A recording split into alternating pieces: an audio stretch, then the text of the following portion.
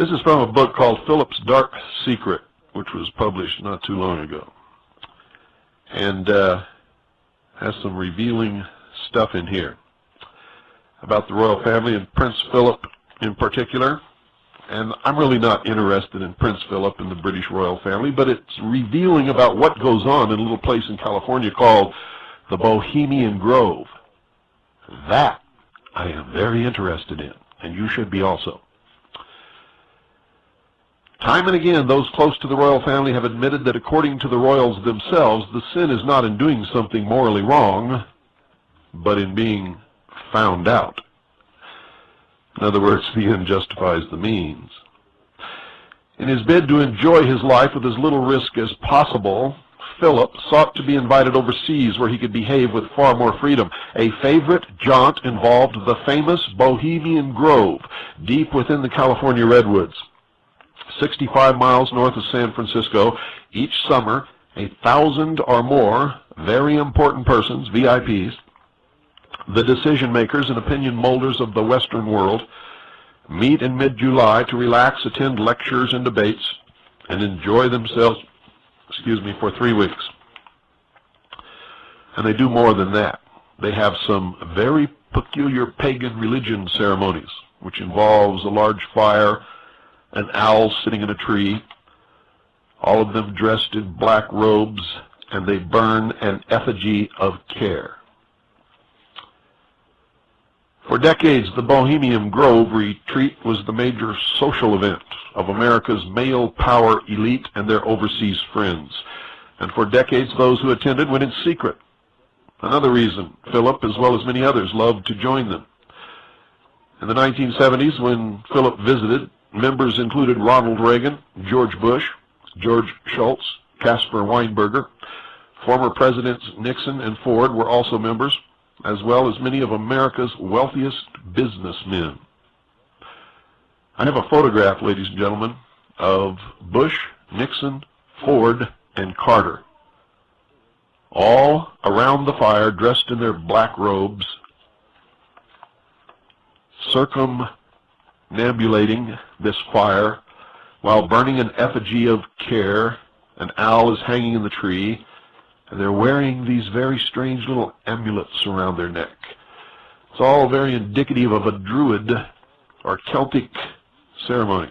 Former Presidents Nixon and Ford were also members, as well as many of America's wealthiest businessmen, including David Rockefeller, William Randolph Hearst Jr., Hamburger King Ray Kroc, and the recluse Daniel Ludwig. Herbert Hoover called Bohemian Grove the greatest men's club in the world. The 2,700-acre grove on the banks of the Russian River in Northern California comprises 128 small camps, each operated by 20 or 30 members. These camps bear such names as Wild Oats, Woof, and Toyland. The claim to fame of President Reagan's camp, Owl's Nest, is a gin fizz breakfast. Another camp nearby boasted a fine collection of erotica. Most of the time, members sit around and chat, discuss politics, business, and make deals. They also hunt, fish, or just stroll around, going from camp to camp for a drink, a meal, and a chat. Women are not permitted anywhere near the grove. Even the waiters and kitchen staff are all male. One reason women are banned is that a number of members jump the river when visiting the grove. They quietly leave the sacred enclave in favor of a trek to nearby Gurneyville. More than 10 bars await them in the sleepy rural town, all bursting with high-class prostitutes who come from all over America and some from overseas, especially for the profitable Bohemian trade. One of the more notorious such taverns is Northwood Lodge, operated by a Ugandan named Manu Kanani. He freely admits that girls flood the town solely for the 3-week bash and earn small fortunes. According to Kanani, these were high-class girls, no streetwalkers. These girls were very sophisticated, very experienced. Kanani acknowledged that a photographer staying at nearby Hexagon House had his arm broken by a Texan rancher when he attempted to photograph bar patrons. He also remembers Prince Philip coming to his bar and enjoying one of the girls. "Of course I recognized him," he said. "I'm a Ugandan. I know what the Queen of England's husband looks like." There were pictures of him all over Uganda.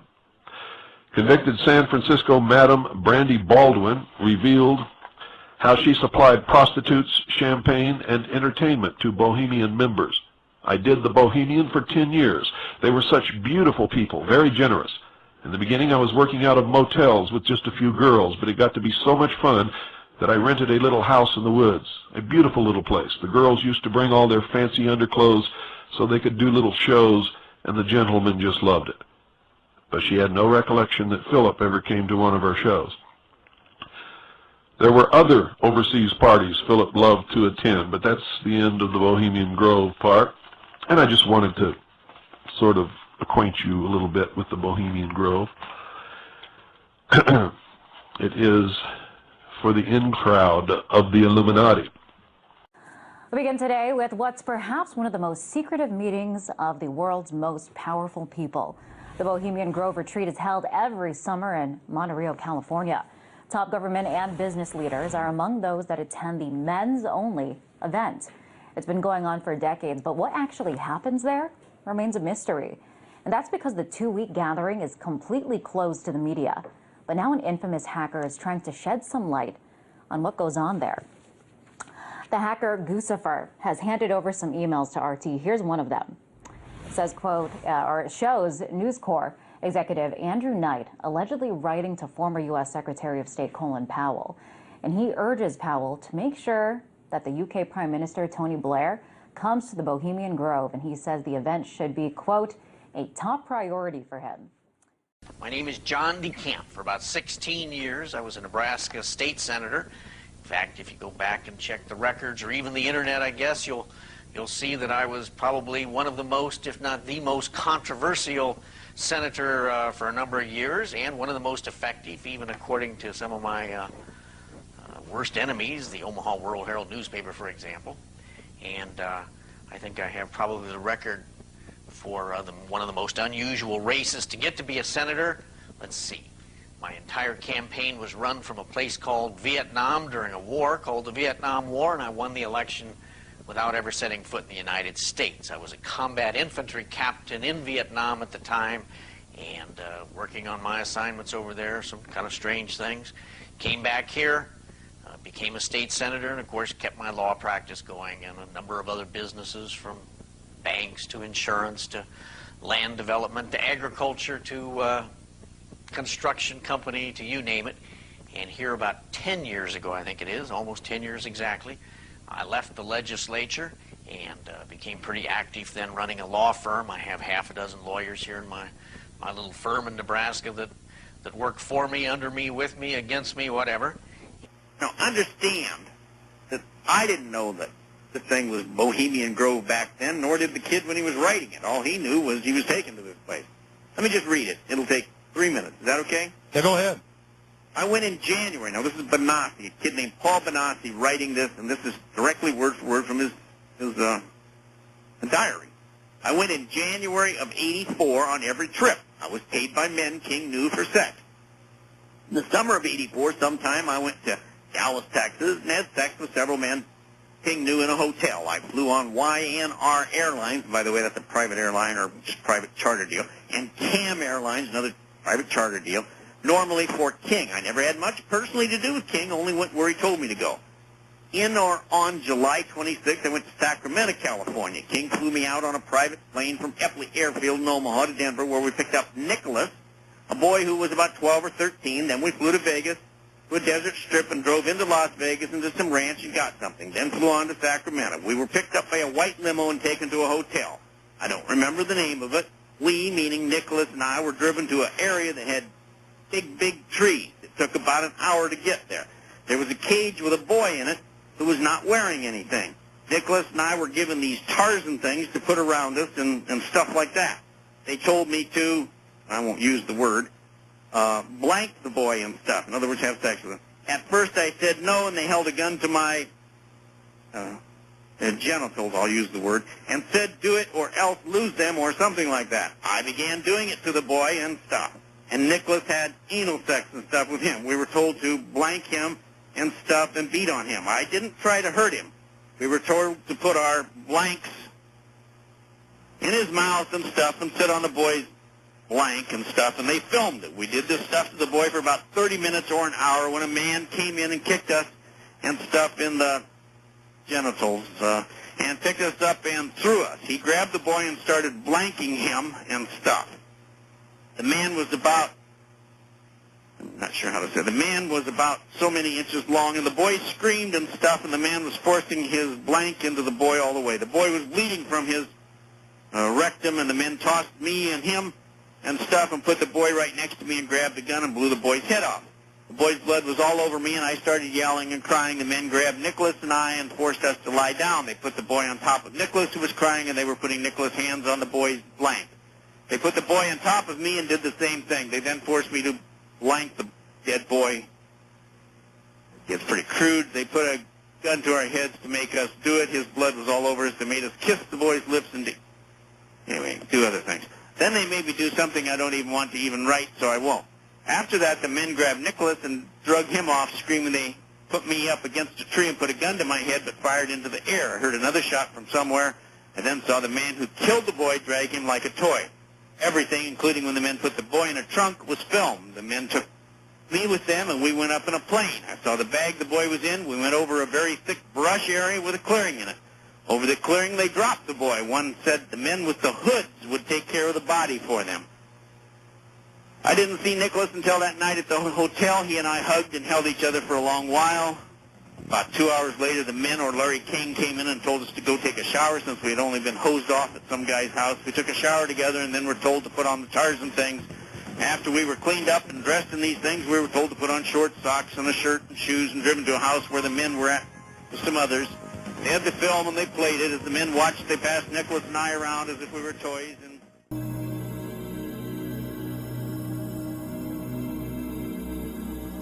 Peter, you've witnessed children being sacrificed at the Grove? You know, I did. And I've made this very public. It is revolving around the case of the missing child case of Kevin Collins. And if anybody looks it up on the internet, they still say that it's an unsolved case. I've been to law enforcement in San Francisco. I made a mention of this for the first time back in 2003 while I was still in jail for another issue. And I thought I would be on death row. I, myself, Peter Alexander Chernoff, am one of 3 people that have witnessed ritualistic murders of children during the 80s up here, during the 80s. The other one is David Schurter, and the third person is Paul Bonacci, who was made well known in the book by Senator John DeCamp, The Franklin Cover-Up. Peter, I'm filing suit against the Bohemian Club of San Francisco.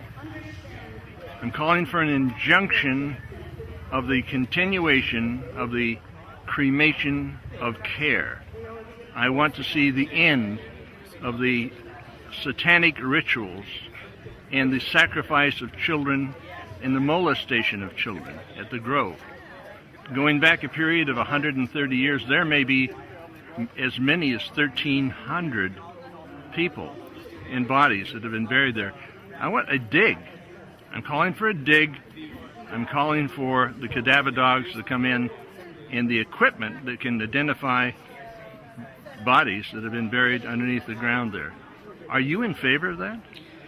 I would be, and it would be an interesting thing to see what happens. I can tell you from past experience and what I know from other sources, also firsthand, is they go way out of their way to dispose of bodies.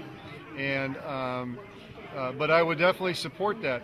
You know, I watched a couple days ago, just to check on things, I watched a little video talking about the cremation of care, and they were making light of this. Well, the cremation of care, what it is, really, it's a discussion regarding population control. They're making decisions as to what group of millions of people they're going to genocide next. And we all have seen the genocides over the last 10, 15 years for anybody that's paying even a modicum of attention. I am one of 3 people that has publicly acknowledged being involved in ritualistic murder of children up in Bohemian Grove. Paul Bonacci being one of Nebraska, which you can read Senator John DeCamp's Franklin Cover-Up. It's online. And the second one is David Schurter. That's S-H-U-R-T-E-R. Google davidschurter.com. Can we use your testimony in our lawsuit against the Grove? Absolutely. I can tell you I'm not a fan of the courts or lawyers, but if you think, and maybe there's a turn, maybe there's a spiritual turn going in our favor, and the answer is yes. And I'll show you right here what I put out. I'll read it to you as you look at it. Doug reminded me it was actually 1984. I'm not real good at remembering dates, but at the Bohemian Grove, I was involved in a rather private ritual, Catholic, Nazi, satanic in nature, a service, a working, if you will, with 9 relative unknowns at the time, so to speak.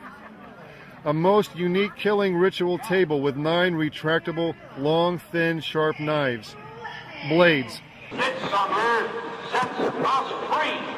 You burn me once again. Young Catholic Kevin Collins, snatched off the streets of San Francisco, was sacrificed. As he lay on the table, the knives were brought up through him. And after this, each participant, buoyed by the others, rose to prominence. Leaders of the minions, princes unto mammon. I called it 9 knights, 9 arms, 9 blades. The participants, except for 1 or 2 I didn't mention, are Willie Brown, Arlen Specter, Barney Frank, Roger Mahoney, the L.A. Cardinal, Ratzinger, who's now the Pope, Robert Byrd, George Bush Sr., otherwise known as George Scherff, S-C-H-E-R-F-F. You mean Magog? That's what they call him, the man who wages war against God in the final days of earth. Yes. And Warren Buffett, and the Master of Ceremonies was Dr. Lieutenant Colonel Michael Aquino. So they are involved in ritual murders, satanic Luciferian. They definitely have these during the 80s. I can't attest to what's going on there now. I believe that most of their work was, in certain arenas, was done at that time and prior. But a lot of the things that they've done, where they put things into motion that we're seeing now. Our military guys that are currently serving now, we've lost 5,000 or 6,000, but more than that number have suicided. Have they not been sacrificed essentially to Satan? That's what's going on. Can we use this on film? Absolutely, you can use this on film.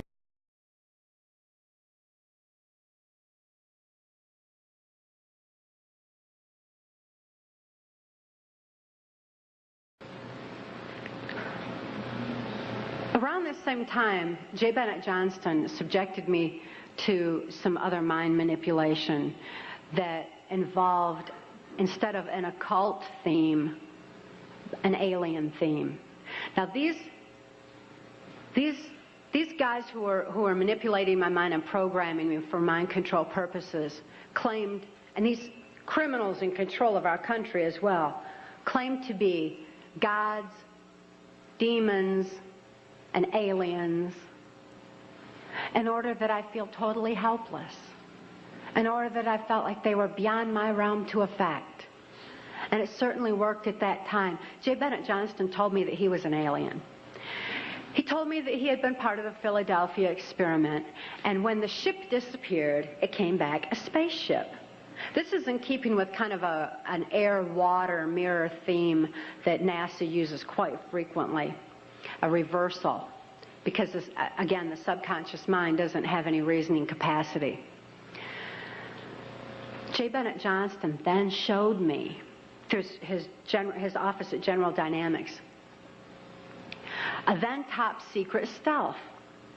Here was this triangular stealth that wasn't in any of the school books, wasn't being talked about anywhere, wasn't out in the newspapers or anything else. It was being withheld.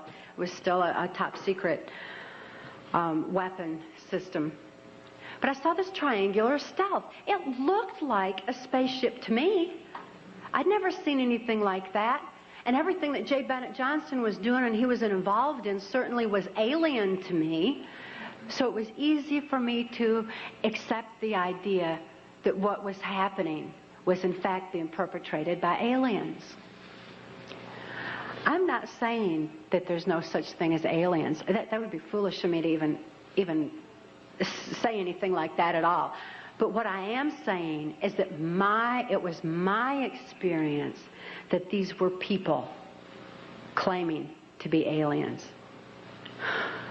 If there's a reality out there pertaining to any alien influence, we need to sort out the government misinformation and disinformation and mind manipulation techniques that they're using. I know for a fact that the plan is to make all of us feel totally helpless, that what's happening is beyond our realm to affect because we've been taken over by aliens, that our Independence Day is dawning. So beware of that. Understand that those criminals have been keeping information and technology from us under their blanket of national security. They are 25 years ahead of us at least, technologically. Can you imagine what they've got now?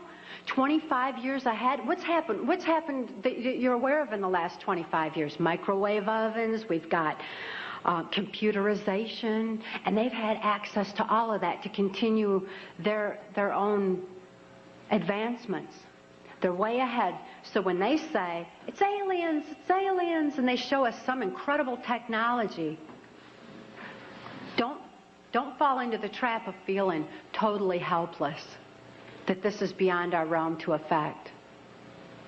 Superstition begins where knowledge leaves off. And they have been keeping knowledge from us for a long time. People have all kinds of belief systems. And I'm sure each and every one of you has various and different belief systems as well. Regardless of what your belief system is, it is imperative that you know that these criminals are people. They are within our realm to affect. They need to be held accountable for their actions and their crimes against humanity.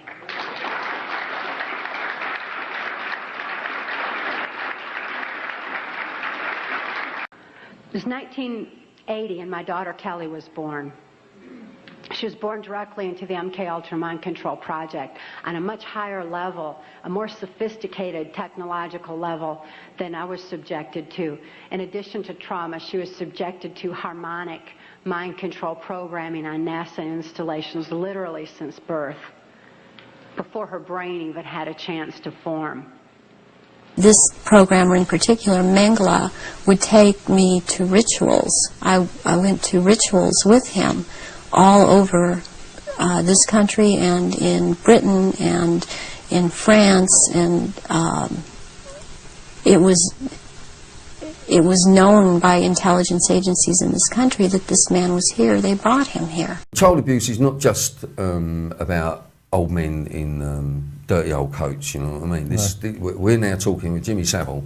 We're talking about politicians coming into the affray. We're talking about Secret Service people coming into the affray. There were Secret Service people going to Haute de la Garenne and politicians from other countries, and they were abusing children. And some of them were paying to murder children. Babies, whatever they could get. The young girls who were there, a lot of them, if the guys would go there and they wanted to have sex with the young girls, they wouldn't want to wear a condom, so some of these girls would get like pregnant as well. The Illuminati are actually run by these 13 bloodlines, which are all of the royal families in Europe and in England, and they need the blood because they are, in fact, not human. They take human shape. They are reptilians, and they need the blood. The blood helps them maintain their reptilian shape, and it helps them maintain their sanity, and it helps them to live in this world because they are not from this world. The blood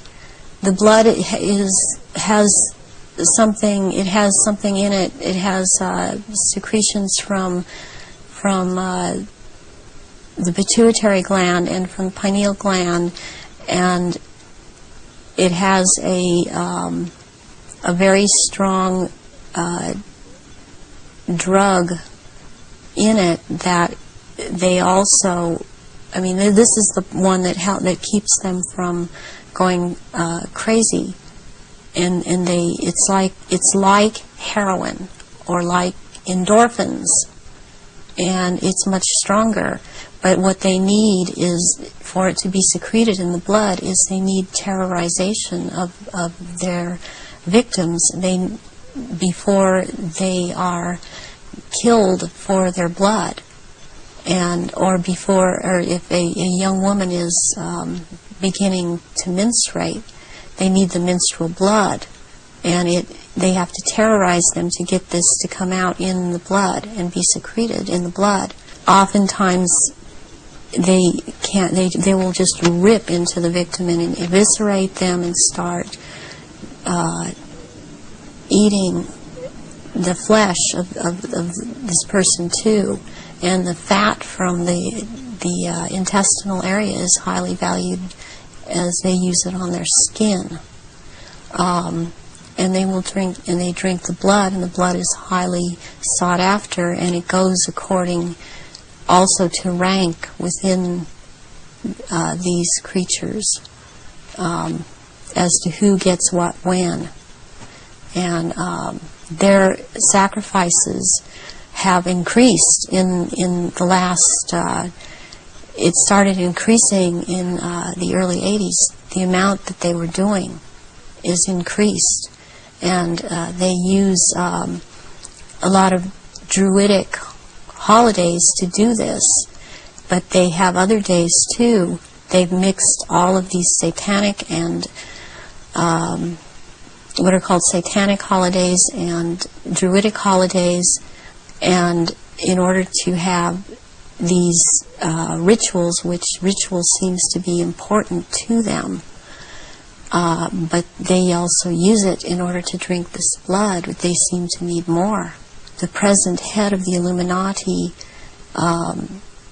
compares himself a lot with the Egyptian god Osiris and Horus, which is Osiris reborn, and also with the Arthurian legends of the Round Table. And he has a name, the name that he carries from that is Pindar, which actually means phallus of the dragon.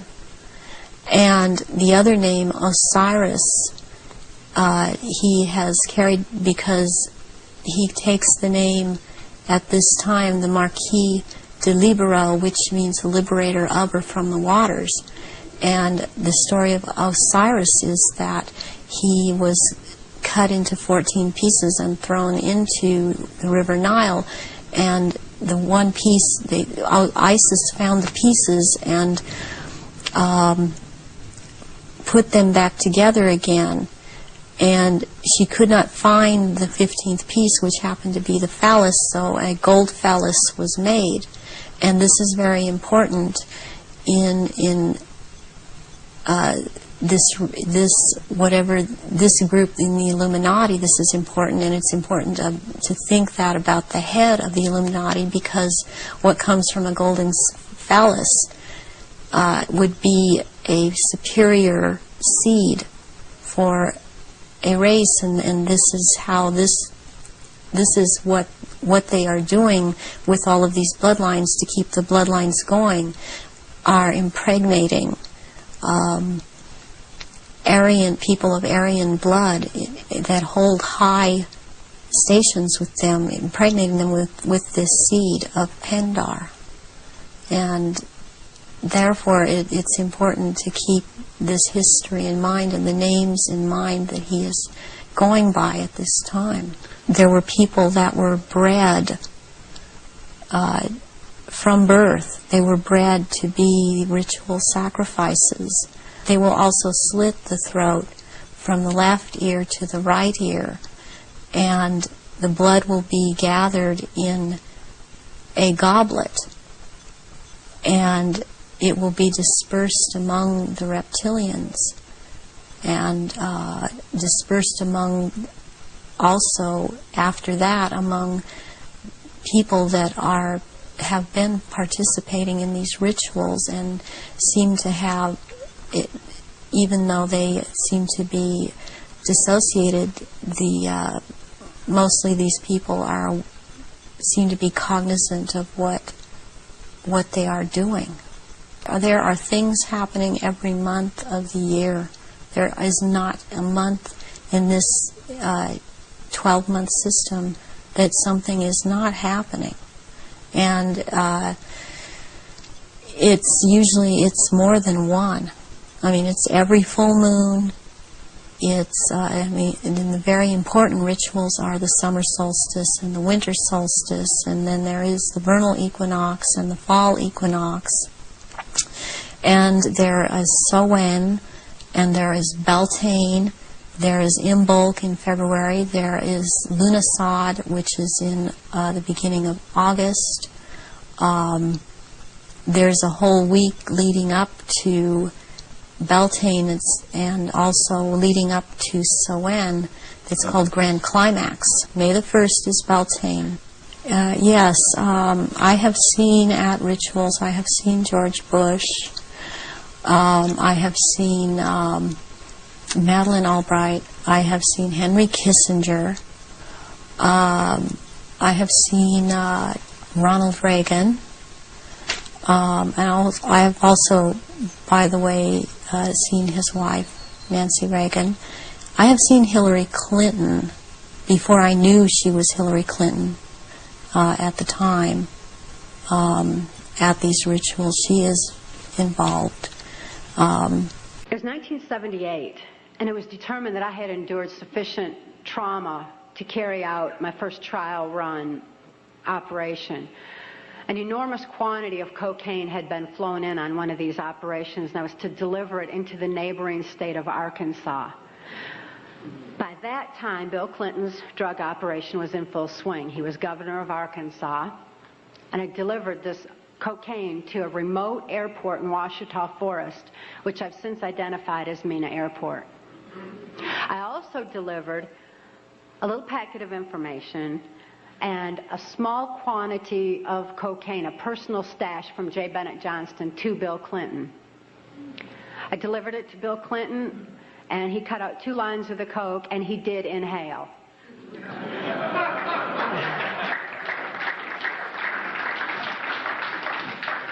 That certainly wasn't the only time I saw Bill Clinton using cocaine. My sexual experience with Bill Clinton was extremely limited, in spite of the fact that I was a sex slave. It was my experience that Bill Clinton is bisexual, leaning far more towards a homosexual end. All I've ever seen him involved in was a homosexual activity, with very limited experience with him myself. Whereas my experience was much more prevalent with Hillary Clinton, because Hillary is also bisexual, leaning more towards a homosexual end, and it was she who accessed my sex programming to fulfill her perversions. The other people that I have named and are, as I have seen shapeshift into reptilians. I have not seen Hillary Clinton actually shapeshift, but she is involved. I have seen the 2 sons when they were young, the 2 sons of George Bush present at these rituals. One is in Florida and one is in Texas. I have seen, did I mention J. Rockefeller?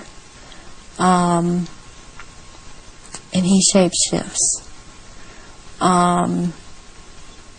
I've seen George Deukmejian and Ronald Reagan again, having been governor in California.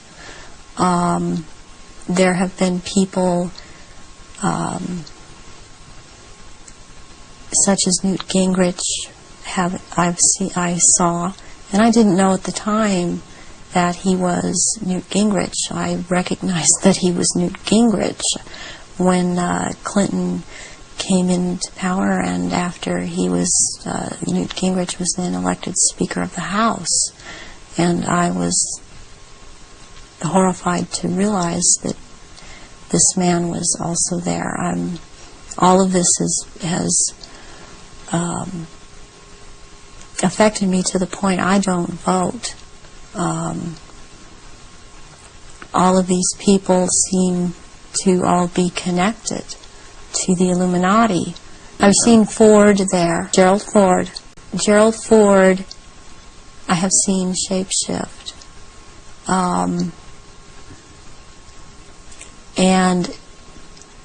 Johnson, also, Lyndon Johnson. I don't believe Johnson had anything to do with the planning, but Johnson had to be told that it was going to happen, and maybe not when, but that it was going to happen, because he would have been the next president, and they had to, yes, they had to have somebody who was on their side in order to phony the Warren Commission, the Warren Report, to make sure that the cover-up was maintained. In other words, Johnson knew ahead of time that Kennedy was going to be assassinated. He had to, and they had to know that he was going to maintain a cover-up.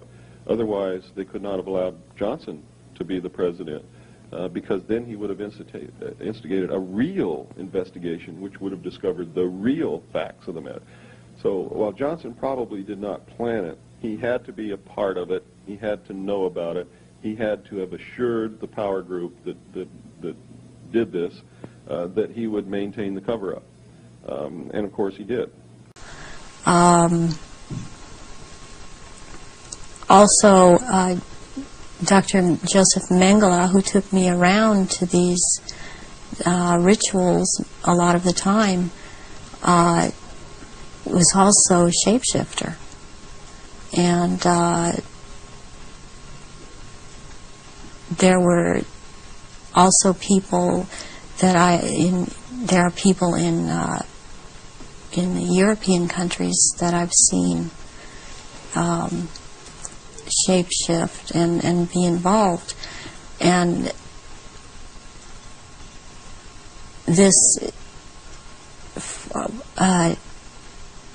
it doesn't surprise me any more than it does the people in this country doing it. Is just for some reason more shocking, and it cuts even deeper, because I've seen the Queen Mother there, and I have seen the Queen there. I've seen Princess Margaret there. I've seen Charles there, and they shapeshift.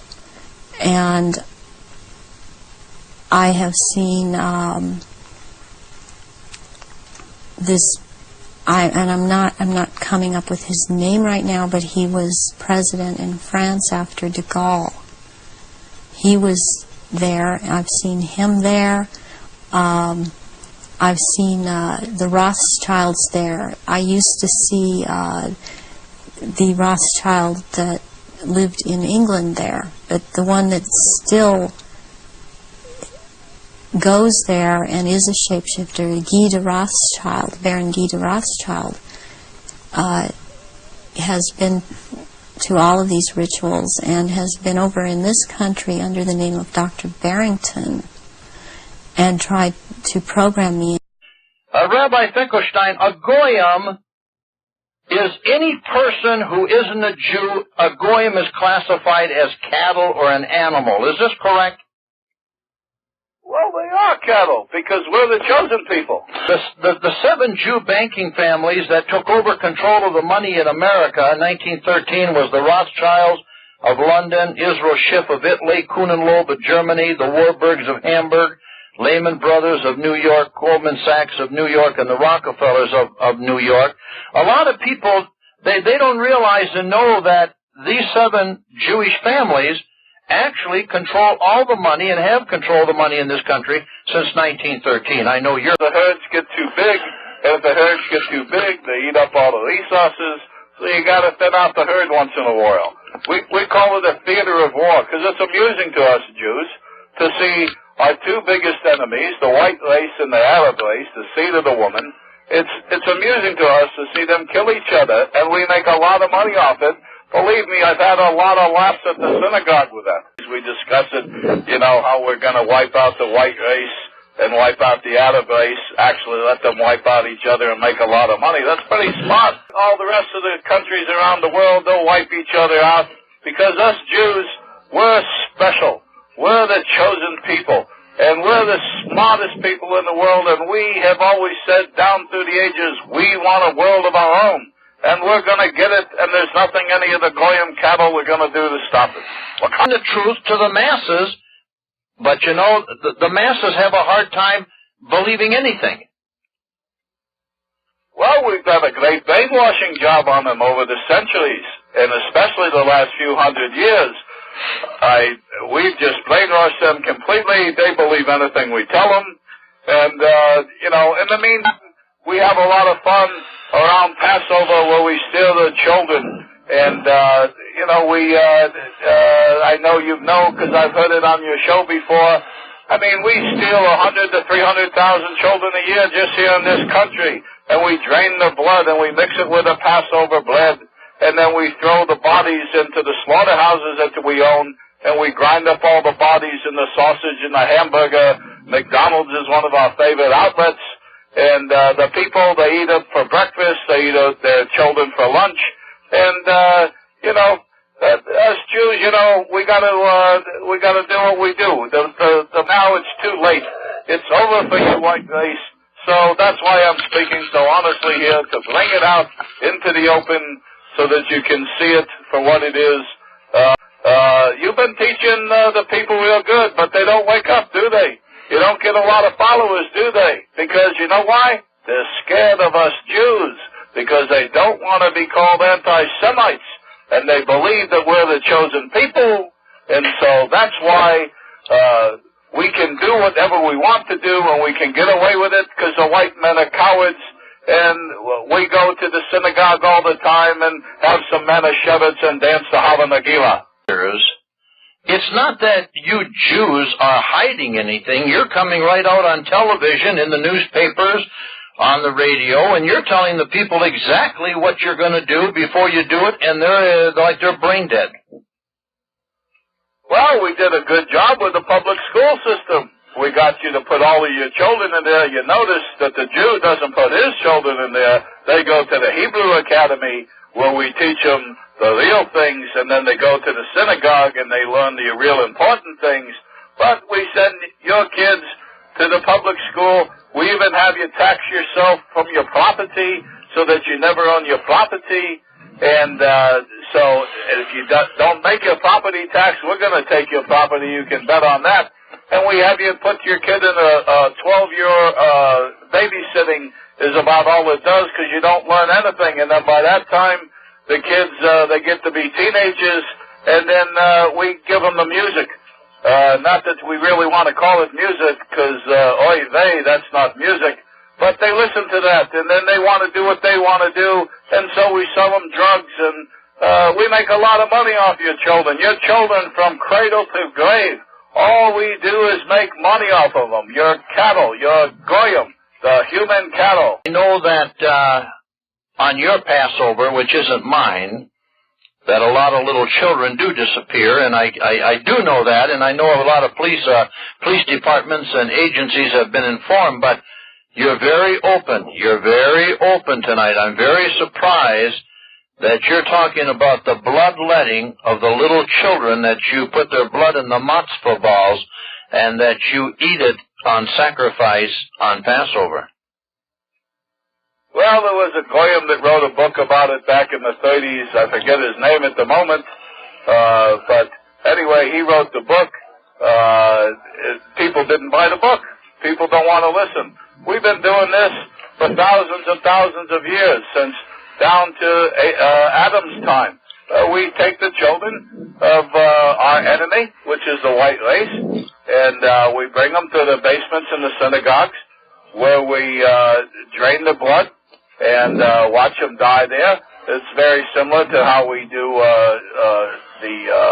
the sacrifices that we do with the kosher butchering, and so we do that, and then we mix it with the Passover bread, and so we eat the blood of our enemies.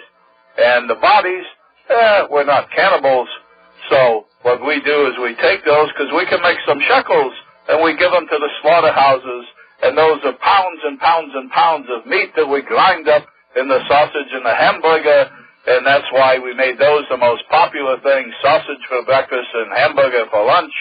And so all the goyim out here are really eating their children. And even when we say this outright and tell you people, you don't believe it. So that's your problem.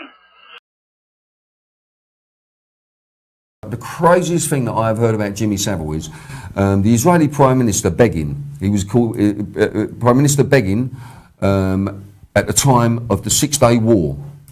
So Israel had the 6-Day War, and then Jimmy Savile was friends with Begin. Now Jimmy Savile said something to Begin, and Begin said to him, I want you to come over here, Jimmy, I want you to come to Israel, I want you to come into a cabinet meeting with me, and I want you to tell the cabinet what you just told me. Anyway, Jimmy goes over there, goes into the cabinet meeting, Begin says, this is Jimmy Savile, Jimmy, tell him what you told me. Jimmy said, you won the war, you won the land, you gave back the land. You won the only oil well in the country. You gave it back. You don't know what it is to be Jewish anymore. That is what he said. Then he was, after that, regularly going out to cabinet meetings with the Israeli Prime Minister, and he was given a medal for services rendered.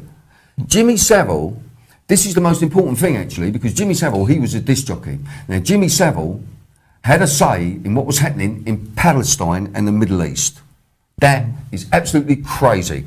Now, if you also look at the brutality of the war in Iraq, for 14 years before that war started, we put sanctions against Iraq, and 2 million children died. 2 million children died because of all of us. Yeah. We allowed it, Brian. Right. And that's what we need to say to people. Feel guilty. Feel ashamed, feel like you haven't done anything, because we haven't done anything.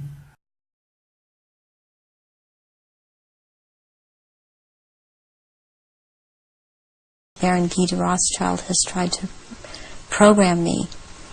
All these years he has been trying to control me, get me back under control. And the Marquis de Libero is someone else that attends all of these functions and is, since he is the one in power, he attends all these functions. I have seen Tony Blair there, and he shapeshifts. I have seen Prince Philip there. As barristers, we carry on. Psychiatrists, Yes. police officers, Yeah. secret services. Well, this man is now just appearing everywhere, but of course you have been saying for years that this man is not.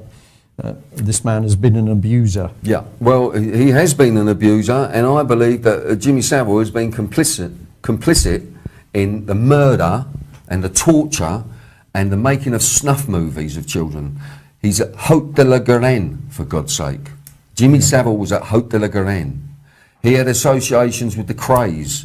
Him and the Krays, this is Jimmy Savile as well, that was procuring children to then pass on to Ted Heath. Yeah. Edward Heath. Now, some people are going to be utterly shocked that we've now got mention of a politician, but if you talk to people who know, like yourself and other people, it's just common knowledge. It's common knowledge to many people. Yeah. So, but Jimmy Savile, he was a regular visitor to Haute de la Garenne, and what the national media seems to be trying to do is to sanitise this, to water it down by putting people up like Freddie Starr, Cliff Richard. It is not just those people.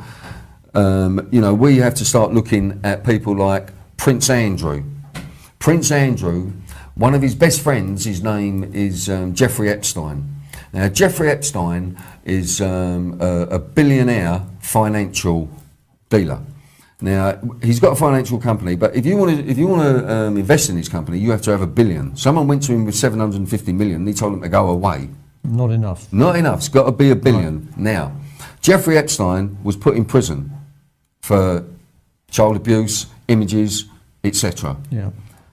2 weeks after he came out of prison, he was walking through Central Park in New York with Prince Andrew. Yeah. Practically holding hands. Well, this is an incredible thing, isn't it? Because it was reported widely in the press at the time. Pictures appeared, but it was almost as though those pictures appeared because let's sort of get this out in the open and what's Prince Andrew. And what's the problem, isn't it? Well, there was never any follow-up questions on it. Well, the thing is, Prince Andrew and Jeffrey Epstein were very close friends.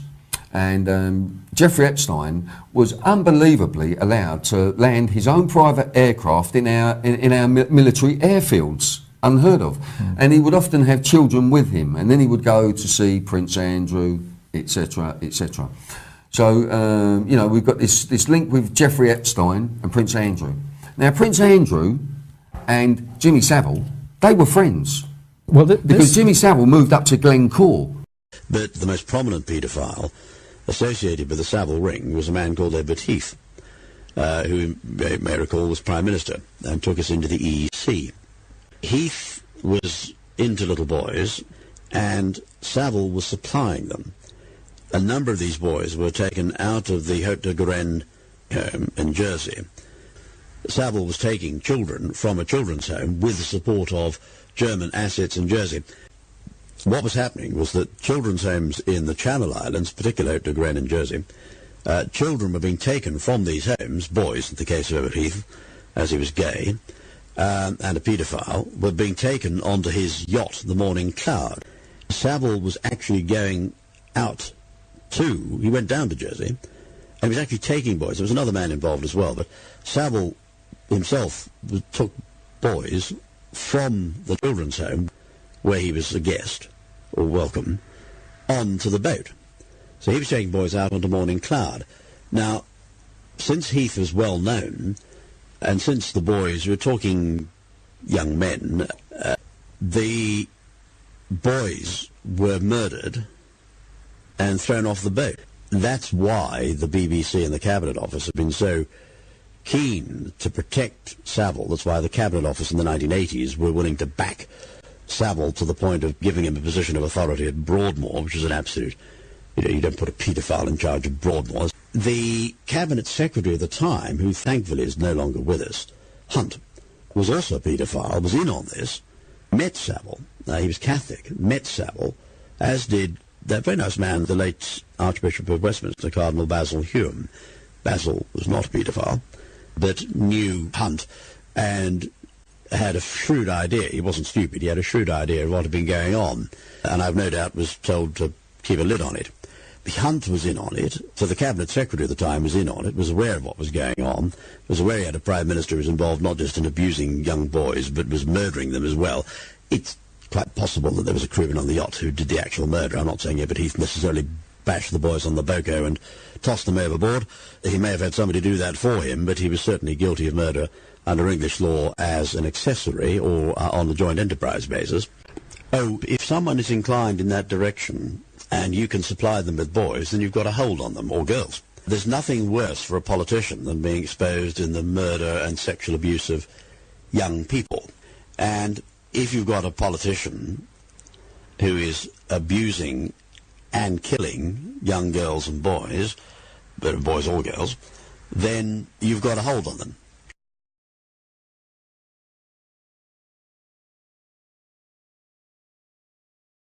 This man seems to have been friends with everybody. Yeah. Margaret Thatcher. How do you explain the fact that he... You know, I've come across information that Jimmy Savile spent 10 consecutive Christmases with Margaret Thatcher. I've also found out that Jimmy Savile was a necrophiliac. Right. Now, for those of you that don't know, where is the camera? Is it straight in front of me? Yeah. Straight in front of me. Okay. Yeah. Well, some of you may not realise is that necrophilia, that is having sex with dead bodies. And Jimmy Savile would often go to morticians and offer them money to give him the keys for the morgue so that he could go in and do what he wanted to these dead bodies.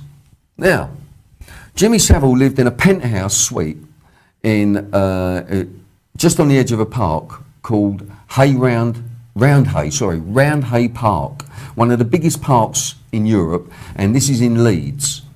Now, Peter Sutcliffe, the Yorkshire Ripper, he killed a woman in that park. Right. He tried to kill another woman, a black woman, but she escaped. Now, we then discovered that Peter Sutcliffe was a necrophiliac himself. He wound up in Broadmoor under Jimmy Savile's wing with Ronnie Cray. But as far as also another strange story was that Peter Sutcliffe said he was attacking someone at one night, and he heard voices, and Jimmy Savile was one of those voices. Yeah. Now, Peter Sutcliffe, he was a necrophiliac.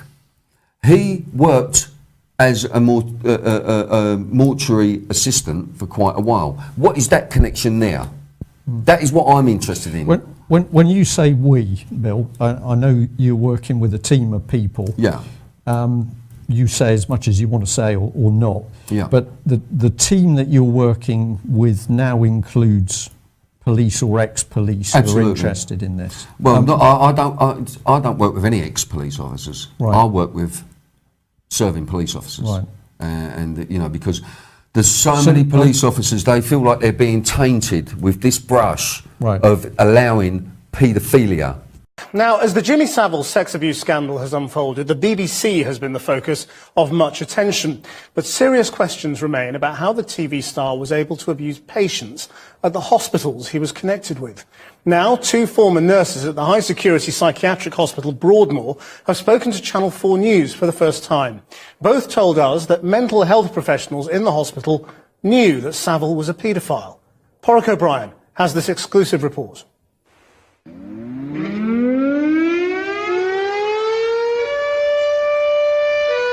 At 10 a.m. every Monday for the last 60 years, the alarm is tested at Broadmoor. It's a reminder of the day John Straffen escaped in 1952. He walked into a nearby village and murdered the first child he met. It's a reminder of the type of patients that are here, a reminder of how specialized their treatment has to be. So here's a question. Why did no one sound the alarm in 1988, when someone decided it would be a good idea to put Jimmy Savile in charge? Channel 4 News has been speaking to former doctors, nurses and other staff that worked in Broadmoor at the time about Savile's role here. They paint an almost incredible picture of a man with lots of power and of a man with lots in common with the patients here. Richard Harrison's house backs onto the perimeter wall. He was a psychiatric nurse here for 30 years during Savile's tenure. So, what was the mental health professional's assessment of Jimmy Savile? Well, I'd long considered him, as many of my colleagues did, as a man with a severe personality disorder, with a liking for children. What was the talk among staff? He was regarded as a paedophile. By you, by the professional staff? And the paedophile patients, many of those knew that he was a paedophile. The giveaway then, paedophiles would gravitate towards Savile when he was in the hospital. Richard Harrison had a colleague, a staff nurse at the time, called Bob Allen. I'd say he was a psychopath. I would actually say he was, without a doubt. It's just the way his attitude was, his blasé attitude to everything. He didn't seem to care or worry about anything. A lot of our staff always said he should be behind the bars, and we used to laugh about it in those days. Then, one night, while patrolling the perimeter fence, Bob Allen stopped laughing. Jimmy Savile's car pulled into Broadmoor and parked outside the terraced house that he'd been given by the hospital.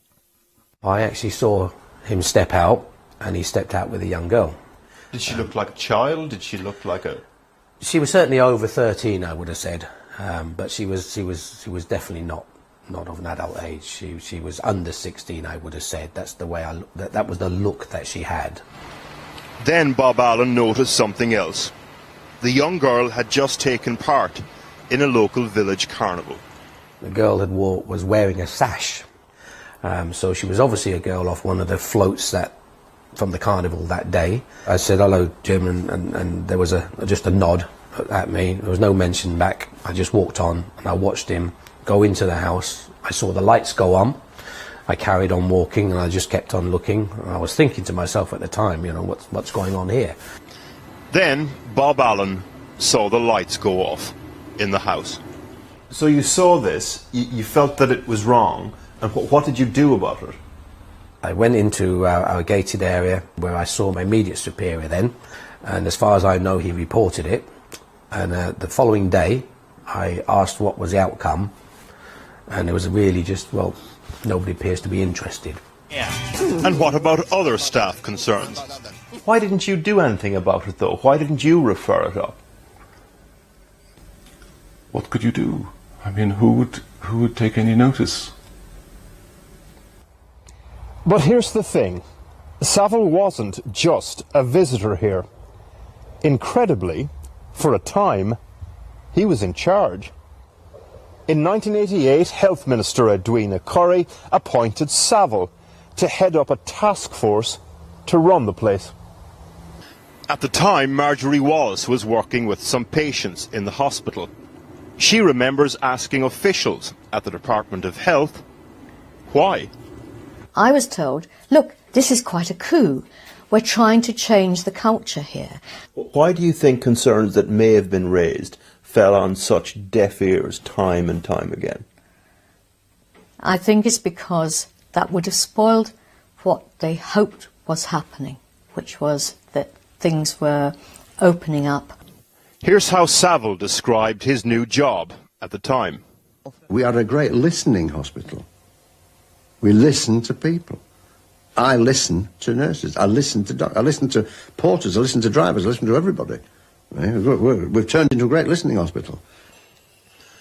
Broadmoor needed a shake-up at the time. It was in the throes of an industrial dispute, and officials thought Saville could fix it. He was given access to all areas. He had so much power, he could overrule senior nurses. One Christmas morning, Saville insisted that a group of highly medicated, volatile patients be given alcohol, against the wishes of the man in charge of the ward. He turned to me and said, he said, I'm in charge now, he said. I'll get them a drink. He left the ward, and within 30 minutes he returned with some beers. But one of the staff noticed on the cans that they were expired beers. They were beers that he'd found near the rubbish bin. It sounds completely bizarre. So you're saying that Jimmy Saville served up gone-off beer against the recommendations of you heading up that ward on Christmas morning? Yes, and the consultant in charge of the unit at the time, when he discovered what he'd done, was furious about it. And there's more. In the 80s, Saville boasted about overseeing the discharge of 100 patients. The Sun quotes a Department of Health spokesperson.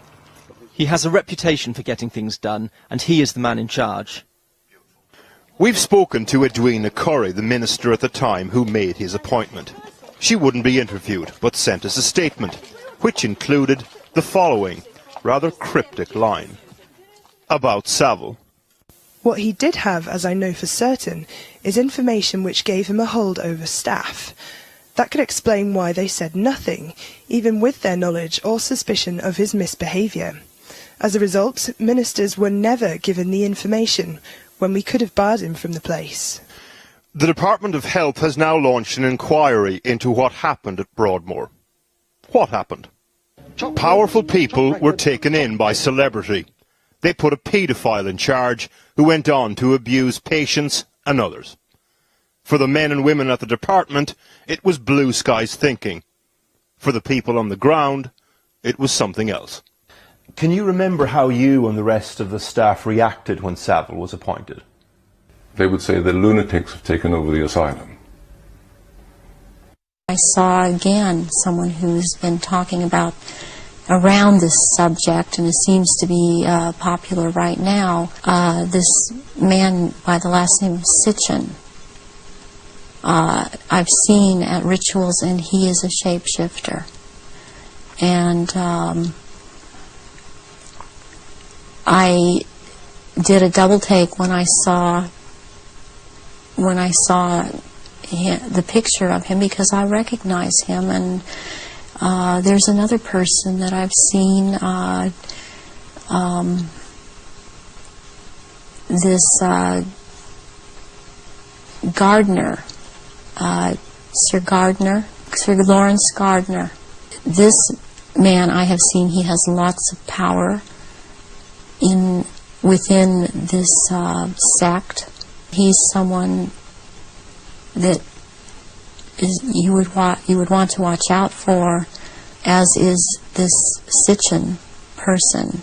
Zacharias Sitchin was someone in the rituals attending the rituals who was not a major player in as far as the rituals went, but was someone that others present did not make remarks at, or were very careful as to what they said around him.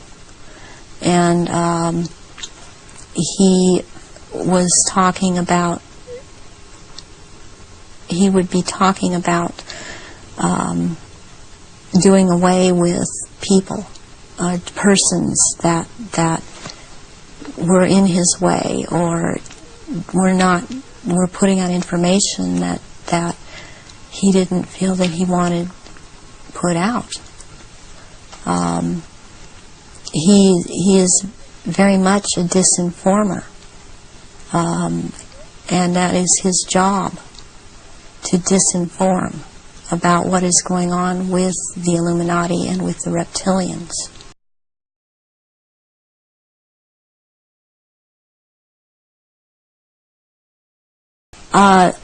Glamis Castle, Stonehenge, Balmoral Castle. I have reason to believe there's a church, and I think it may be Westminster Abbey, and there is a Mothers of Darkness castle or chateau in Brussels, Belgium. They've been there too. And also in France, the Marquis de Libero Pindar has a castle in the Alsace-Lorraine region of France, and I believe it's in the Alsace region that he uses. And there are certain rituals done at that castle down in the dungeon part of that castle, and there's an entrance down there to underground places in the earth. And there is a natural formation of rocks that kind of glow green, and they keep menstrual blood in that formation, and this green glowing from these rocks actually turns the blood a darker color, and it's called black blood, and it's used in certain rituals. One thing that sticks out in my mind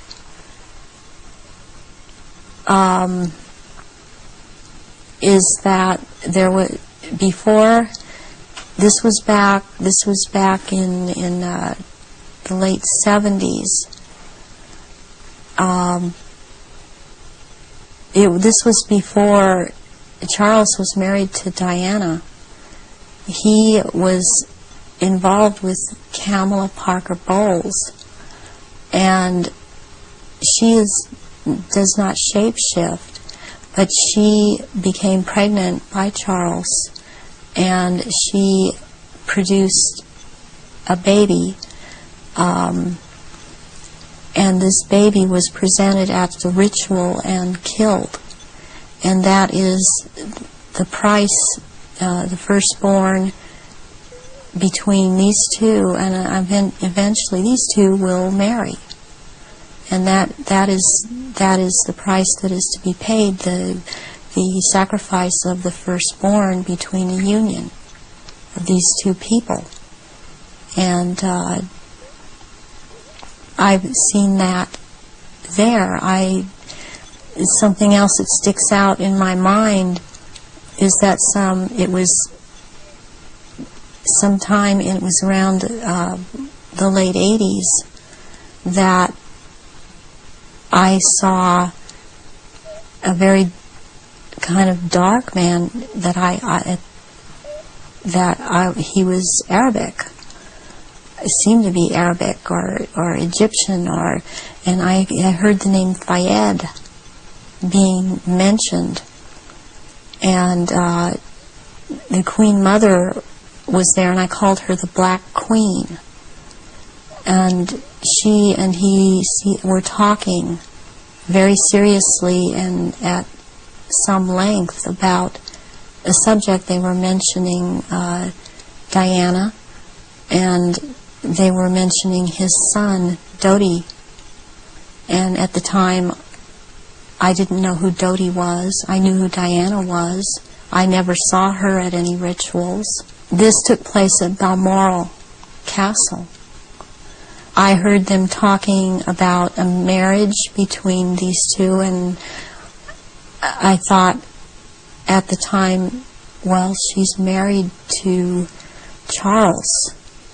Can there be a marriage where she's married to Charles? I saw them at Balmoral Castle. I overheard the conversation at Balmoral, but I'd seen them also at Mothers of Darkness Chateau in Brussels, and they were talking about a union between Diana and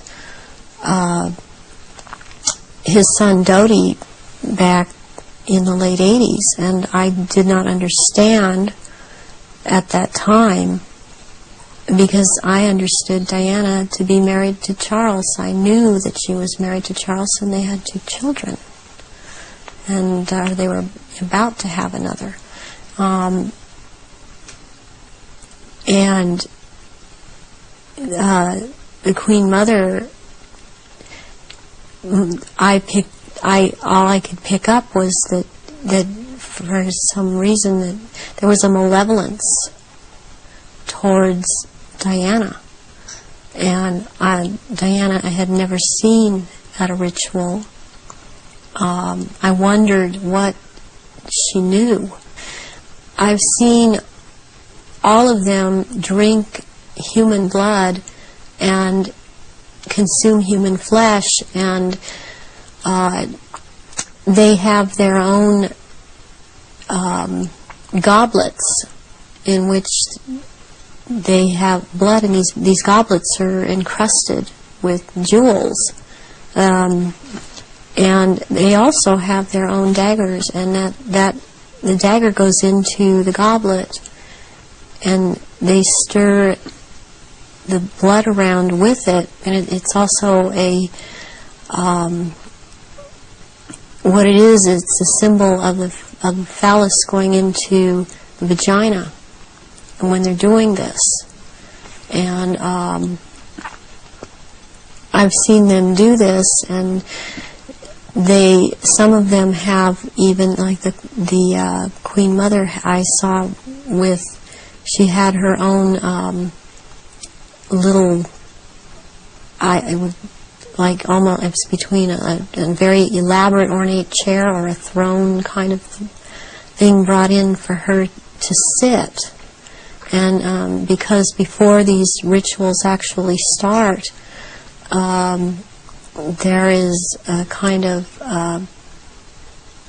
people move around the room and talk, or recognize one another. It's a formal kind of a ritualistic setup, the way they talk and the way they introduce each other. It's like a court. They're wearing robes. They're not wearing anything underneath the robes, and the robes are very ornate. They all have, the one thing in common they have is they have a red color like blood, and some of them have purple, and they have gold kinds of lines running through them. They have the Merovingian symbol of France, the fleur-de-lis, and there are jewels that are sewn in at certain points on these robes, and they wear these robes, but they don't wear anything underneath the robes, because what is going to happen, what the rituals are all about, they're going to shapeshift, and they can't have anything on under the robes. And there are orgy kind of things that go on at the rituals also. It's involving the royal family of Britain and the sacrifice and the eating of, consuming the sacrifice, and they are involved in that. I have seen them do that. She is very cold in reality, and she is very cruel, and she is very different than she comes across to the public. She's cold-blooded.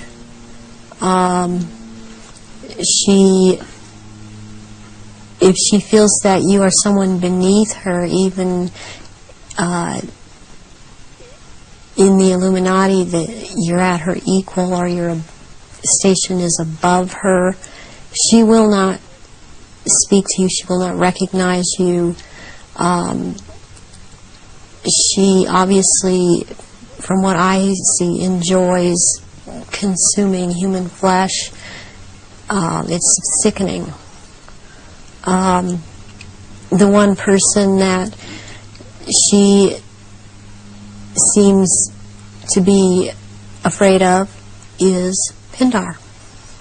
When the victims are starting to be sacrificed, it's the scent of the blood, and they start shape-shifting at that point in time, and they can hardly wait to get to the blood. It's like they're addicted to the blood, and then the consumption of human flesh that follows. There are certain times when they will actually do a sacrifice, or there will have been someone doing a sacrifice, and it's not happening fast enough for them. So they will step in and finish it themselves, because the sacrifice the ritual has to be gone through. It's sacrificially, ritualistically, it has to have been gone through, and they will step right in and just start tearing the throat out, and they're getting all this blood from the jugular vein at the same time, and that has happened when there are many there that are going to be sacrificed, and they just can't wait, and tearing into the contents of the abdomen and stomach of a victim afterwards. I've seen the Queen Mother do that, and Prince Philip and Charles. I've seen Guy de Rothschild do this. It seems that I've seen it more among royalty, or so-called royalty, do this than people that are not titled. They don't seem to. They seem like it feels like they don't dare, but they shapeshift nonetheless. But it's like the royals that step in and just start tearing away, as they can hardly wait.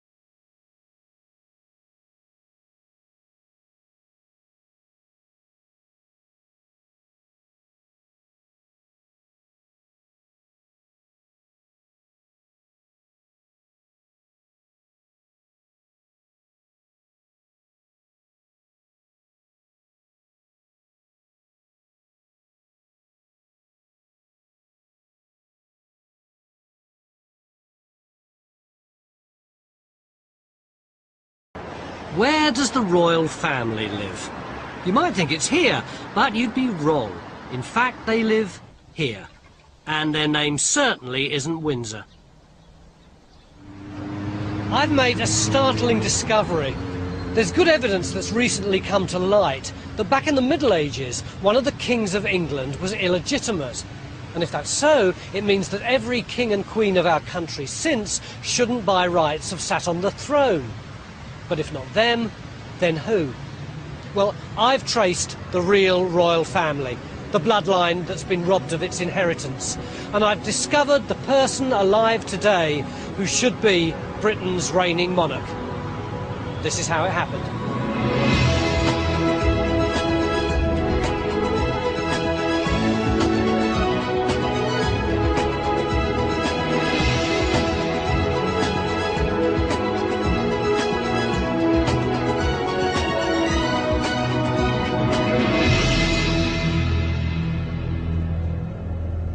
What am I doing making a fuss about a centuries-old skeleton in the royal family's closet? Well, to me, it's all about the rules of the club. The monarchy rests entirely on blood and inheritance. There's an absolutely rigid system for passing on the throne. Prince Charles is first in line, then Prince William, then Harry, then Andrew, etc. The chain of power and wealth and privilege depends on two rules. One, you have to be of the royal bloodline, and two, you have to be born legitimate. But what happens if the system goes wrong, if the chain gets broken? 500 years ago, that's exactly what happened, and this is the man responsible. Edward IV was king, but his claim to the throne was fatally flawed. I found evidence that he was conceived not by his royal father, but by a humble archer.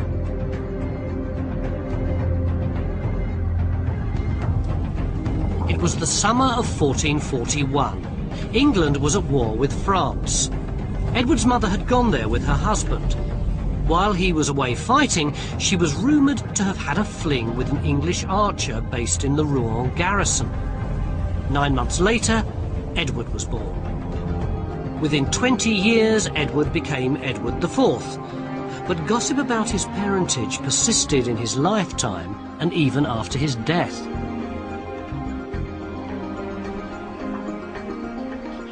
There were rumours flashing round the Tudor court that Edward was illegitimate, and William Shakespeare actually articulates those rumours. He says in Richard III, if I can find it, when that my mother went with child of that insatiate Edward, noble York, my princely father, then had wars in France, and by true computation of the time, found that the issue was not his begot. That's pretty clear, isn't it? But the gossip was just that. There was no proof. Historians put it down to political mudslinging. But then an English historian called Mike Jones started rooting around in the archives at Rouen Cathedral. And he discovered a document that for the first time provided facts to substantiate the rumours that Edward was a bastard. When you came here, what was it you were researching? I was looking into the records of the 100 Years' War. And you found this thing? This register. What is it? It's a record of the cathedral chapter for the summer of 1441. What's so significant about the summer of 1441? This is when Edward would have been conceived. And what was it that you found? That the Duke of York, his father, is not actually where he should be. He's on campaign in Pontoise. Prayers are being offered for his safety. What does it say? It says, a sermon is being preached for the safety of the Duke of York on campaign in Pontoise. So they're worried that he's away at the very time when he was supposed to be impregnating his wife? Yes. But couldn't the child have been premature? Very, very unlikely. A premature child would have been recorded. No one had ever understood the significance of this information before you found it? I couldn't quite believe it myself, that something as scandalous and sensational as this could have really happened. But this is really definite. This is the original document. It's the original document, and it shows that at the crucial time, from July through to August, the crucial 5 weeks, the father is not there. Edward was born in late April 1442. Counting back 40 weeks earlier puts his conception right in the middle of the 5-week absence of his supposed father. Now, conception dates aren't an exact science, but 5 weeks is a big gap. Infant mortality was very high. Sick or premature babies with a claim to the throne were a risk, and chroniclers always recorded them. What's more, this new evidence binds together other clues about Edward's birth, which had previously been glossed over. First, the Rouen Cathedral records also tell us that Edward's christening was a hushed-up affair in a side chapel. In contrast, his younger brother had the whole of Rouen Cathedral opened up in celebration. Second, the lantern-jawed Edward looked nothing like the thin-faced man who was supposed to be his father. And thirdly, neutral sources tell us that his mother herself declared that Edward was a bastard, even making a legal deposition. She knew that the truth was vital to the integrity of the royal line. So why does it matter whether or not Edward IV was legitimate? Well, if I stick this up here, hopefully I can show you. This line at the top here is the great line of British kings through from Alfred the Great to Henry II to Edward III. But after Edward, suddenly the whole thing explodes. It goes whoosh, because it's the War of the Roses and all the kings start dying off like flies until in 1485, when Richard III dies, there are no claimants left except this one, Henry VII, and his claim comes through this line, which is an extremely dodgy one because it's about the fact that John of Gaunt had a mistress Catherine and they had children, and that line is specifically barred from inheriting the crown. So in order to legitimise himself, Henry VII married this woman, Elizabeth of York, and her claim is based on the fact that she is the daughter of Edward IV. But if Edward IV is illegitimate, then that invalidates the claim of Elizabeth and consequently of Henry and of Henry VIII and of Elizabeth I and of the Georges and of Victoria and everyone all the way down to the House of Windsor. The ancient crystal technology of the ephod is still in use to this day. The royal political elite wear crowns which have around their circumference the exact same crystals in the same order as found in the traditional ephod breastplate. Royal crowns are actually ephods which have been fashioned to make direct contact with the skull. On the tomb of Maximilian, Emperor of the Holy Roman Empire, a statue can be seen wearing an ephod which has been incorporated into battle armor. This armor was not designed for battle in the physical world, but as protection against spiritual forces in the spirit world.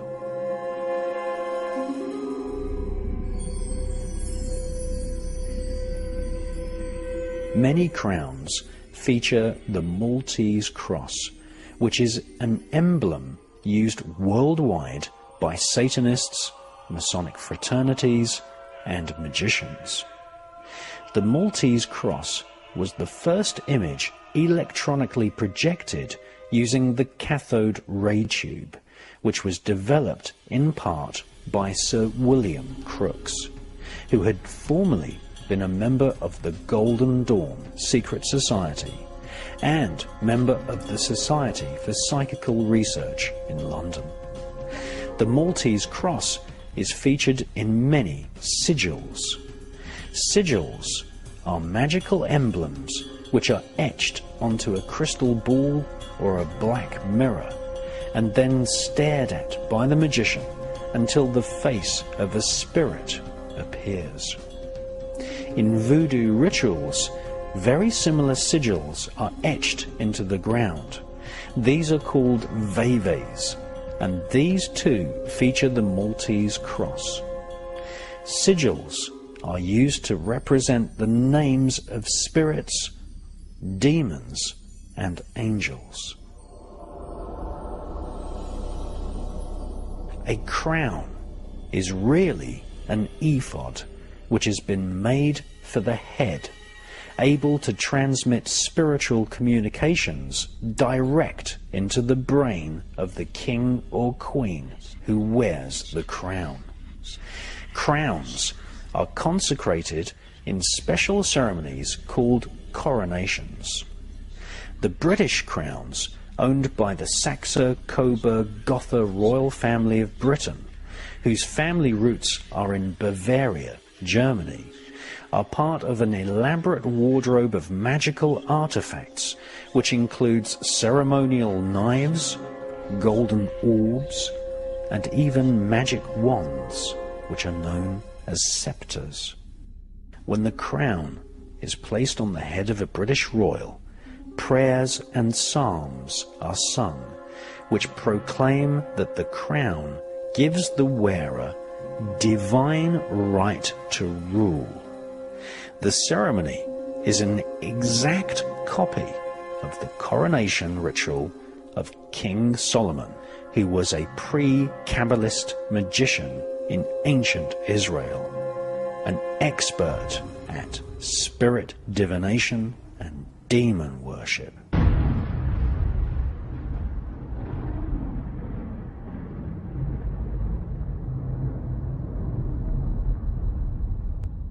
What sort of man is Cameron, and who would fund him? Well, we seem to be alone in pointing out that one of his key funders, this was for David Cameron's personal election as leader of the British Tory party, £15,000 came from this gentleman, Poju Zabludowicz, and of course we'd just like to point out that he's an Israeli-Finnish arms dealer. And of course, aside from another 101,000 that went to the Conservative Party, there's also clear links to Liam Fox, who was busy using his, what's the correct expression, boyfriend, secretary, I get a bit confused, but taking him into meetings where he should have been security cleared and wasn't. These are politicians to grease the wheels. Can you say that you're 15? Because we know they're like young boys. And that was a fact. That was what the producers of the Crook Report knew for a fact. I encountered Kenneth Clarke MP, and when I did so, when I met him at Ian Greer's office, he molested me. He put his hand on my penis and kept it there. Right. Over my trousers. And as I looked at this picture, Kenneth Clarke turned round to me, and with his right hand he cupped my genitals and kept them there. And it was maybe gone on for like 15 seconds or something like that. Yeah. Pulled it away. They haven't spoken to Kenneth Clarke MP, and they said they wouldn't be speaking to him because he was above the law. It was videotaped because it was the Cook Report. We videotaped everything. So we had a jacket camera and we had a suitcase camera. And when I was in the room, the suitcase camera I think went on the sofa opposite, and I had the jacket camera on. Now you can't see anything with the jacket camera because obviously someone comes in and touches you that way, but on the suitcase camera you saw it. And when I got the tapes back to the, we were staying in the place called the Hyde Park Residence, they played the tapes, and the producers sat there and they watched it, and I watched it. So I know that they knew that I'd been molested by Kenneth Clarke MP. John Major knew what we were doing, found out about it, and got Carlton Television, Carlton Communications, to buy Central Television to get hold of the Cook Report tapes, to get hold of the tape of Kenneth Clarke molesting me in Ian Greer's office as well. So these tapes were taken by Carlton Communications. Where's that film footage? Well, this is what I'm getting to. John Major said, well, the scandal was so huge it was going to bring down the Conservative government, got Carlton Communications, who was a client of Ian Greer at the time, to do him a favour, which was to buy Central Television, which we were planning to do anyway, but much later, because they were going to buy sort of all the little small independent television stations. So you could get that film footage? To get that film footage. Now, the man who did the actual getting of the tapes was Prime Minister David Cameron. He worked for Carlton Communications. He was Michael Green, the CEO's right-hand man, and he handled it. So when the police went to David Cameron to say about questioning Kenneth Clarke, guess what he said? No. So the Prime Minister is actually covering up for Kenneth Clarke, because he's the guy who, when he was in private business, got the tapes from Central for Carlton. and for Prime Minister of the Conservative Party. The police came and said, actually, there is a conspiracy about the tapes, because there is a conspiracy about Carlton buying Central Television to get the tapes. That's the police admit that themselves on the tapes that you know, the recordings that you now have. And they say basically that it went into the hands of Carlton. Thanks for that. Yeah, you are. I've got the fucking tapes. Went into the hands of Carlton, and then they disappeared. The guy at Carlton who got the tapes was David Cameron, who was the head of communications for Carlton at the time. When the police went to David Cameron and the Cabinet Office, straight away sent Patrick Kenningson, who published the article, Kenneth Clarke got the Cabinet Office to write to him, to threaten him straight away. And so because he wrote what you're saying now. Yeah, and so basically, if you look at it, it's that Kenneth Clarke got the Cabinet Office straight away to send out emails out to those bloggers and journalists who'd done the story and outed it on the behest of David Cameron, the Prime Minister. And when the Prime Minister was asked by the police to interview Kenneth Clarke, he said no. So David Cameron's actually covering up this paedophile ring. David Cameron's actually covering up this paedophile ring. We apologise again for the suffering imposed on others worldwide in the name of the British people by this low empathy cabal. Ken Clarke is going to find himself in a court whether he likes it or not. When they came out and said that Jimmy Savile was the only person in the BBC who was a paedophile, I said, I was a child actor in the BBC. There's loads of paedophiles. Children's BBC are run by paedophiles. You go to auditions, they say, take your top off. You know, can you pretend to lick an ice cream? That's how they do it. And it's all done through agents and casting directors. And then I came out and said, well, it's the wider industry. And that got pointed to the Daily Express. And they said, not only that, but when I met Kenneth Clarke, when I was working for the Cook Report, as an investigative journalist many years later, I was 18 years old. The producer of the programme said, look, can you say you're 15 to grease the wheels against these guys? Because they knew that young boys hung around with these businessmen and they wanted to get in with them. So I said to Ken Clarke when I met him, I'm 15 years old. And what did he do? Yeah, groped me, sexually assaulted me. The police came to me and said, this is Operation Fairbridge, not Utree. Operation Fairbridge said, we're the men, they're the boys, Utree. We can actually go after these guys. And I said, well, what happens if you, why can't you go and ask Prince Charles what was he doing with Jimmy Savile in Scotland? Why can't you go and speak to him? And they said, basically, we'd love to, but we don't know if we can, protocols. I have not seen a solicitor's letter, I have not seen a cease and desist from anybody. And that only happens when you're telling the truth. Otherwise, I'd be crucified, and it would have happened instantly. My YouTube channel got taken down, my Facebook channel got taken down, and my Twitter account got taken down, all in the space of about 10 minutes. And this is why. Because when the police came to me, they said, make this statement. I spent 8 hours with a detective being interrogated about the colour of the carpet, about the wallpaper, how many stairs were there, and I was accurate. And at the end of the 8 hours, they turned around to me and they went, Ben, you know what? You're spot on, we can do something with that. If it was a half-a-page statement, we wouldn't do anything. But because it's 15 pages, we're gonna go and speak to Mr. Clarke. We'll get his side of the story. And I went, great. He goes, leave it with us, give us a chance to investigate it, let us do our job. And I went, you know what, mate? Absolutely. You seem all right to me. I'll let you do your job for 6 months. They were away. Every interview I did, I said, no, give the police a chance. Let them do their job. 6 months later, which was a couple of weeks ago, they came back to me and said, look, Kenneth Clarke is above the law, he cannot be touched. Historical abuse, you need to put yourself in the room, have a good reason. I was working for the Cook Report, I was put there by the producers. The producer of the show said 6 months ago, yes, I was there, yes, Kenneth Clarke was there, but yeah, they couldn't quite see the grope, even though we'd all watched it on the film, back afterwards. Now, when the police went and interviewed her, she went, oh, I don't know, but then she works for BBC Panorama, doesn't she? And that should say it all. These people have things to lose, so they don't speak out. And so the police came to me and said, he's above the law. There's a two-tier system. Politicians cannot and won't be spoken to by the paedophile unit. The paedophile unit won't speak to them. They're simply gathering intelligence to be used against these people. So when they need something being voted for or something going their way, the paedophile unit give it out to whoever they sell it or do whatever they do with it, and they force these politicians to do what they want, like Bill was saying about Margaret Thatcher. So Kenneth Clark's above the law. Andrew Lloyd Webber, who stuck his tongue down my throat, is above the law. And I was 13 years old. I was given drugs, I was given alcohol. And don't think it was like a line of coke in the bathroom with a £20 note, because it wasn't. It was a milkshake. A chocolate, a strawberry milkshake with cocaine in it. And, no, I'm right. And people said, drink this will pep you up for the show. That's how you were given drugs. And then you were given alcohol. I went to Esther Ranson's house for a party, and we were doing drugs and alcohol in that party when we were kids. She's head of child life, for God's sake. Shame on that woman. Can she be questioned? Shame on that woman. Absolutely. Can she be questioned? No. Jimmy Savile had to die before we questioned anything and all the victims came out.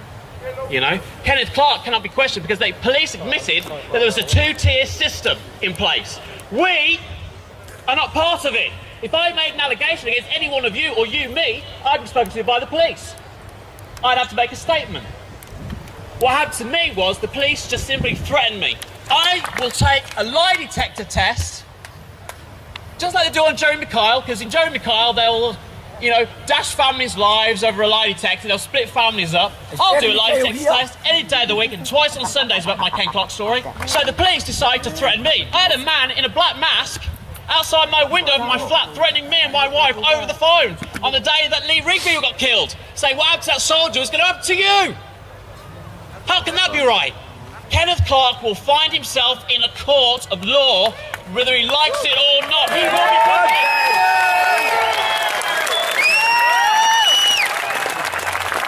And anybody else I've made complaints against, they will find themselves in a court of law. And I will not stop until it's done. The Defense Department releasing brand new details into an investigation involving child pornography and dozens of its workers and contractors, some with top-level security clearance. Not only are these very serious accusations, but investigators say some of the people involved were handling the nation's most sensitive secrets, potentially making this a matter of national security. Chief Fox Report correspondent Jonathan Hunt with the news. Appalling story, Jonathan. Do we know more about these people and their security clearances? Well, we don't know their exact job titles, John, but what we do know is that they did appear to be working, some of them, at high levels across a range of government agencies. Take a look at this, for instance, the National Security Agency, the National Reconnaissance Office, and the very secretive Defense Advanced Research Projects Agency. Others also worked on actual military installations, including Edwards Air Force Base in California and also the California-based Naval Air Warfare Center. So they had access to military secrets in some cases and military hardware, John. Are all these suspects under arrest? They're not all under arrest. We got 94 pages of investigative material from the Defense Department today, including dozens of specific individuals. They have not all been arrested, though. Some have been tried, some have been sentenced, but some have, the cases simply fell apart because of lack of evidence. And legal experts tell us it is always very difficult to prosecute child porn cases, not least because it's difficult to prove who exactly was on any given computer. Listen. Who has the password? Who has the identification to get into that? Was it you who opened the computer and I went on it? Those are very difficult aspects in prosecuting. Then there's finding the victims. Are they abused victims? Are they underage? Did they appear overage? You know, there's a lot of difficulties built right into child pornography cases.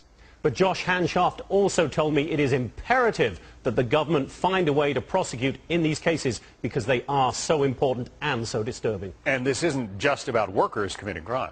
No, it's not. The big fear here is that there is a possibility that these people open themselves to blackmail by a foreign power that wants to get information about our military secrets, or even terrorists. So the Defense Department is very concerned. It says they are taking all of these cases very seriously indeed, John. I'll bet they are. Jonathan Hunt. This is a change in legislation. I'll read it just for the people listening as opposed to viewing.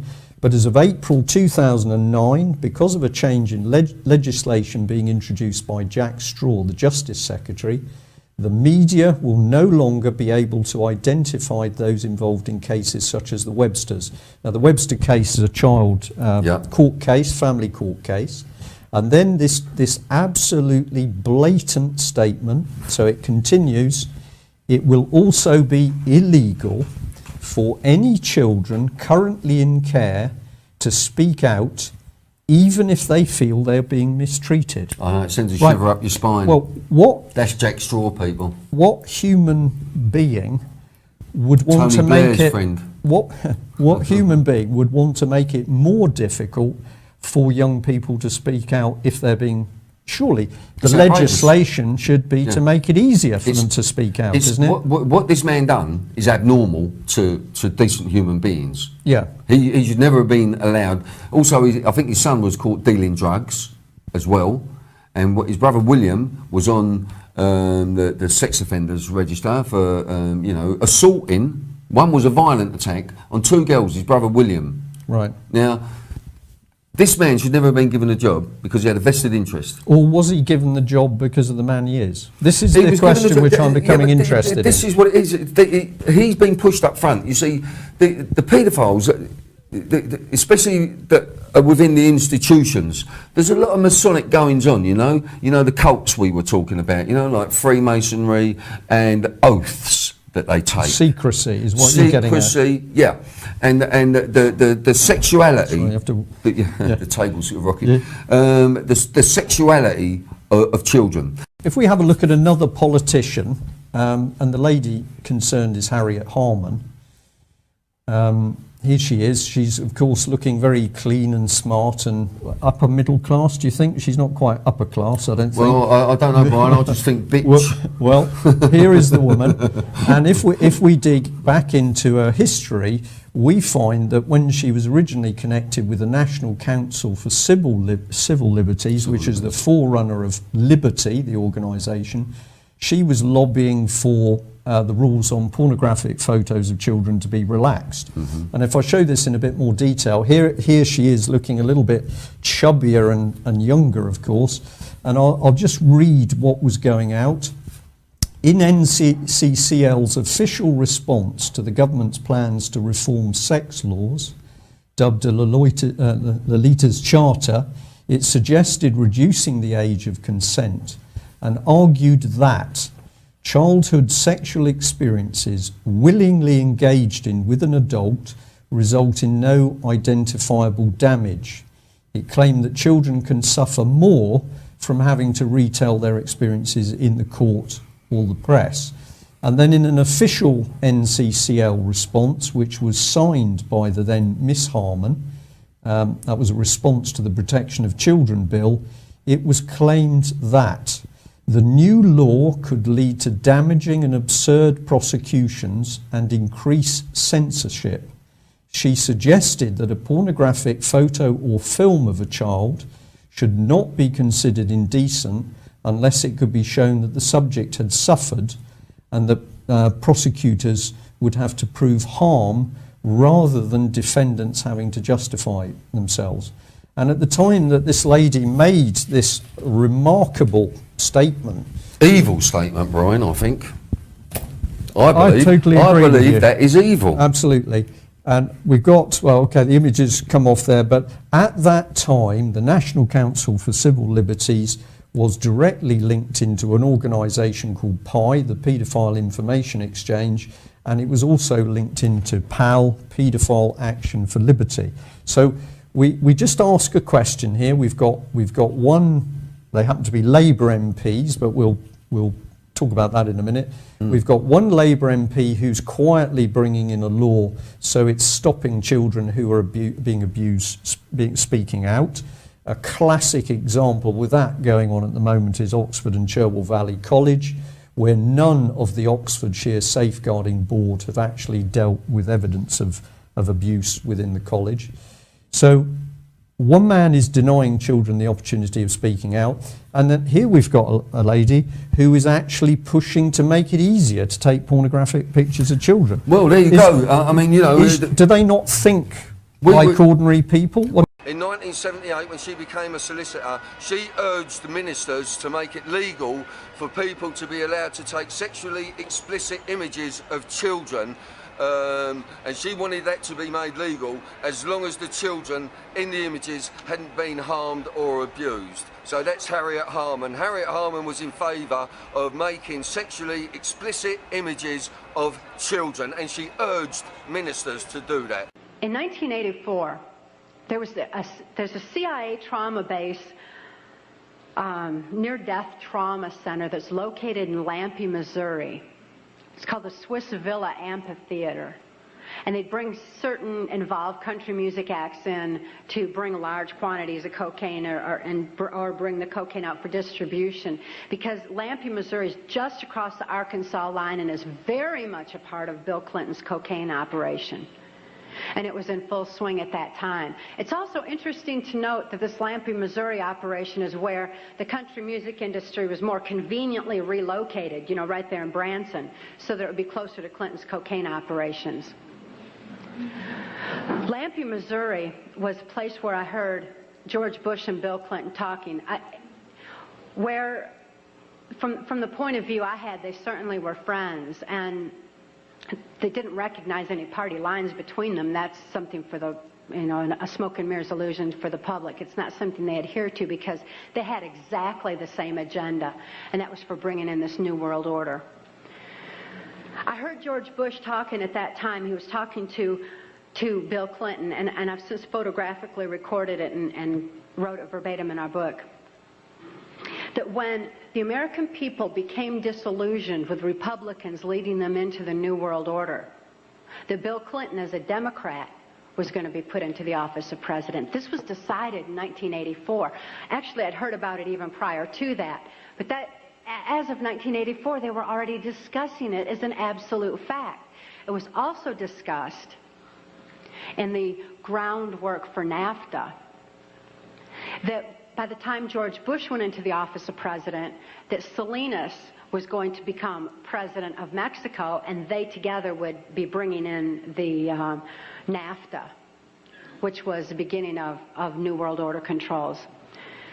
But it gets better because the Mail here carried an article talking about MPs using computers to access porn sites, including foot and fat fetishism.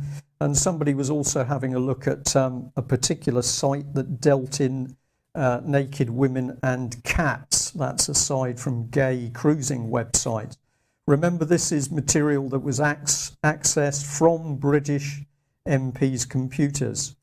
And it got better, as we mentioned yesterday. Corridors of powder was the headline here from the Mail. Drug scandal at the Houses of Parliament after traces of cocaine are found on toilets across the Palace of Westminster.